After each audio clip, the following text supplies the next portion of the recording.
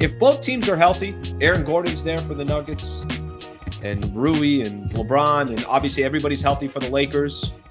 Do you have an idea what a 7-game set would look like between those two teams? I have a feeling it'd be a very, very competitive series that can go either way.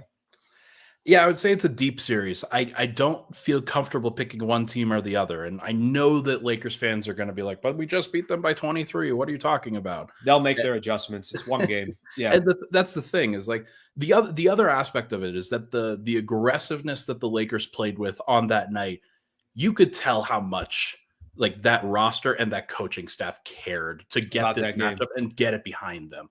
And like I think it was JJ Redick who said, I didn't sleep for 2 days preparing for this matchup. How often do you see a coach say that about a regular season game? I genuinely think that they wanted to clear the air of that matchup at this stage of the season and find an opportunity. They're in a good spot rest wise at that point, coming off of the All-Star break. Let's see if we could put together a game plan that really frazzles Jokic. And they did. It was great. But to work that game plan, you have to work extremely hard as a roster, as a rotation. When you're always fronting, when you are always triple teaming, when you're scrambling, when you're packing the paint with 5 guys, that's a hard scheme to execute for 7 games. And the reason is because Denver, like, they shot okay in that game. They were fine. That wasn't the thing, but Denver can do a lot of different things, getting Murray open more consistently, getting Porter open more consistently. I thought that Porter looked like a shell of himself in that first matchup.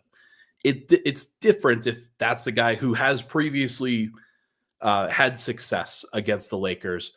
If he puts it together as a perimeter shooter, as he has often done so. So I think that the Nuggets would be more prepared for that in the playoffs. And as a result, this is going 6 or 7. I don't feel great going either way because Luka's a killer in the playoffs. LeBron is a killer in the playoffs. Those guys are fantastic. And the important thing is they've got the important depth pieces around them, the smart veterans around them to execute that scheme and handle themselves. So I don't know. I don't know what would happen. I would probably pick Nuggets in 7 if the Nuggets are at home, and I'd probably pick Lakers in 7 if the Lakers are at home.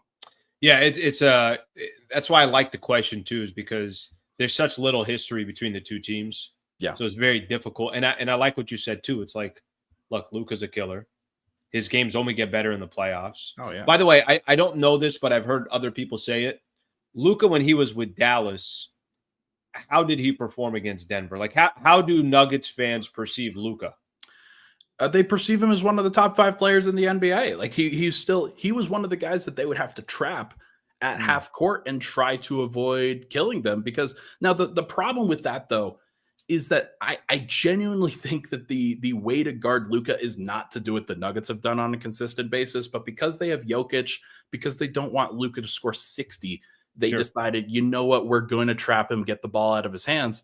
But that's how he gets everybody else involved. So if I were Denver, I would not play it that way. I would try to let Luka demolish them and like kind of like what happened against the Bucks last night, kind of let everybody else do like feast or famine on that end. Yeah, and by the way, the other problem is if you got LeBron playing off ball and Luka's getting doubled, and there's a way that LeBron has the ball in his hands, and it's basically 4-on-3, and LeBron's making the decisions. It's another Luka on the floor, so it's not it's not like that part's helping at all. Let me ask you a quick. Well, let me ask you one more Denver question, and then I got a couple questions on the Western Conference. Sure. What's it like watching Jokic?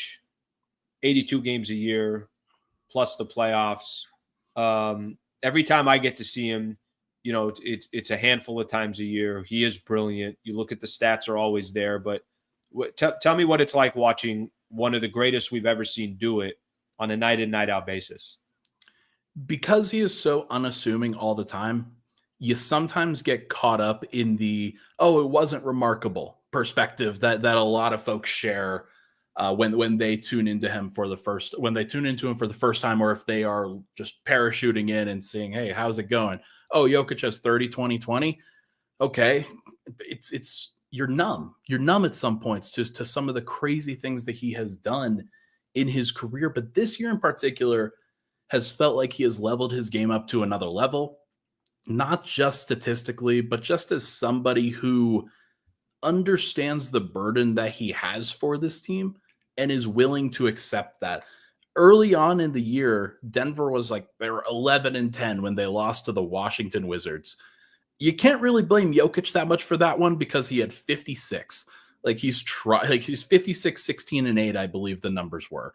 He's trying really hard and he doesn't want to sit. I asked him this on Wednesday. Hey, 16 games left in the season. Do you think that the team would be better off like getting as much rest for the playoffs as they can? He's like, no, like he doesn't want to rest. He wants to play as many games as possible. He wants to be out there. He wants to be supportive of his teammates. He's not going to act like he is better and more important all the time.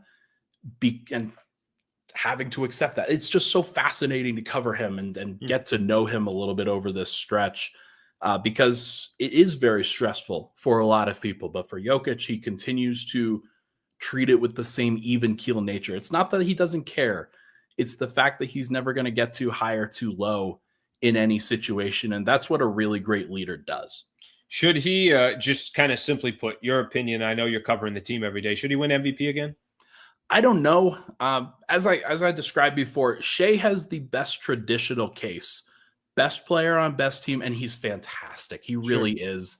Jokic breaks a lot of this stuff because the numbers are so good and he is so good, and you just know that he's an all-time great that I've heard people locally here compare it to Michael Jordan having to relinquish MVPs to other guys, or LeBron James having to relinquish MVPs to other guys, even though everybody's like, yeah, they're the best player.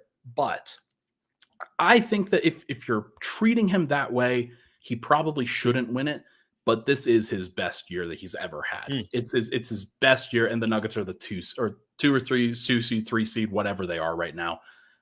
They're still really good. It's not like they're a 500 team. So yeah, they're not 6th or 7th or something along those lines. And he's just putting up stats. They're still obviously winning. All right. Thank you very much for watching the clip. Just want to give a shout out here to one of our partners, the Wallace Firm. They are official injury attorney of the Sliwa Show and Hoops Talk, the entire channel. If you are ever in a need, and I hope you're not, but some type of serious injury with yourself or a family member of yours, I would like to personally help you by introducing you to the best in the business, Brad Wallace and the Wallace Firm. Also got a URL out here that you can use as well. Just go to wallacewins.com/Sliwa. Thank you for their partnership, and thank you for being a part of the Sliwa Show.